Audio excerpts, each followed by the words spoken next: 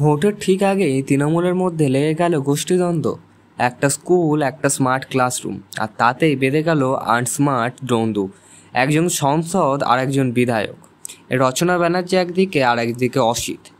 মাঝে মাঝে পড়ে গেল শিক্ষকরা, স্কুল আর পড়ুয়ারা। এটা কোনো রাজনৈতিক নাটক নয়, এটা বাস্তব, যেখানে তৃণমূলের অন্দরে শুরু হয়েছে প্রকাশ্যে সংঘর্ষ।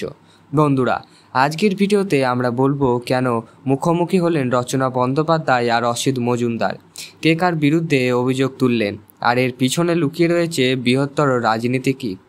ঘটনা কোথা থেকে শুরু? সব কিছু শুরু হয়েছে হুগলির চুঁচুড়ার বাণী মন্দির স্কুলে, যেখানে সংসদ তহবিল থেকে তৈরি হচ্ছিল স্মার্ট ক্লাসরুম। ঠিক তখনই স্কুলে হানা দেয় তৃণমূলিক বিধায়ক অসিত মজুমদার। অভিযোগ, তিনি স্কুলে গিয়ে প্রধান শিক্ষিকাকে গালিগালাজ করেন এবং প্রশ্ন তোলেন কেন তাকে না জানিয়ে কাজ হচ্ছে। আমি স্কুল পরিচালনা সমিতির সদস্য, আমার অনুমতি ছাড়া কাজ। খুব রেগে যান তিনি, কিন্তু ঘটনা এখানেই থেমে থাকেনি। পরের দিন স্কুলে যান সংসদ রচনা বন্দ্যোপাধ্যায়। শিক্ষকরা জানান অসিতের ব্যবহার নিয়ে ক্ষোভ। একজন বিধায়ক এইভাবে কথা বলতে পারেন? শিক্ষিকা বলছেন এটা। রচনার জবাব এবং অসিতের পাল্টা। রচনা বন্দ্যোপাধ্যায় সাংবাদিকদের মুখোমুখি হয়ে রচনা বললেন, আমি শুনে হতবাক। একজন তৃণমূল বিধায়ক এভাবে গালিগালাজ করবেন শিক্ষকদের, এটা একেবারেই গ্রহণযোগ্য নয়। রচনার এই বক্তব্য সামনে আসতেই ফেটে পড়েন অসিত মজুমদারের এবং তার দাবি। অসিত বলছেন, আমি কাউকে গালাগাল দিইনি, আমি শুধু জোরে কথা বলেছি। ও তো আমার মেয়ের মতন, কথা বলার থাকলে ফোনে বলতো, মিডিয়ায় কেন? সংযত ভয়েস।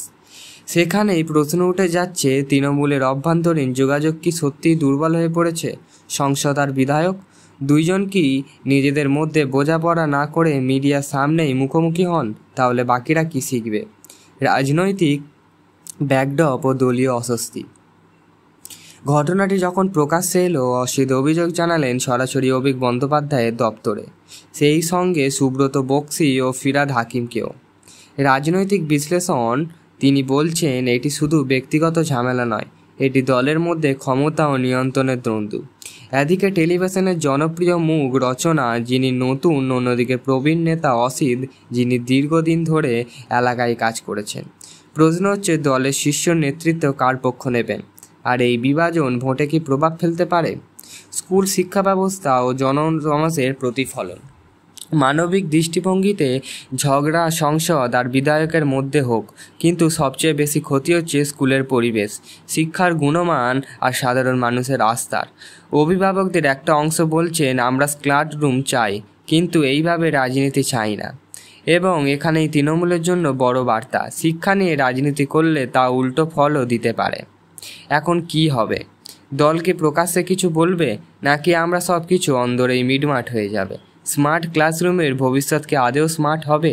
আর তৃণমূলের অন্দরে এই আনস্মার্ট দ্বন্দ্ব ভোটের সময় কোন চেহারা নেবে? আপনি কি মনে করেন স্মার্ট ক্লাস গড়ে উঠলে রাজনৈতিক দ্বন্দ্ব কেন এমন হস্তক্ষেপ করবে? কমেন্টে জানান আপনার মতামত। ভিডিওটি শেয়ার করুন, লাইক দিন এবং এই রকম আরও চ্যানেল সাবস্ক্রাইব করে রেখে দিন পরবর্তী ভিডিও দেখতে। মেন বক্তব্য হচ্ছে, স্মার্ট ক্লাসরুম চাই প্রত্যেকটা শিক্ষক এবং প্রত্যেকটা শিক্ষার্থী এবং তাদের বাড়ির লোক। এই রকমভাবে দ্বন্দ্ব করলে কিভাবে তারা নিউজ ক্লাসরুম তৈরি করতে পারে? আপনাদের ব্যক্তিগত মতামত জানাতে পারেন। সম্পূর্ণ তথ্যটা আমি বেঙ্গল হান্ট থেকে নিয়েছি, আপনারা চাইলে আর্টিকেলটা ডেসক্রিপশন থেকে গিয়ে দেখে আসতে পারেন।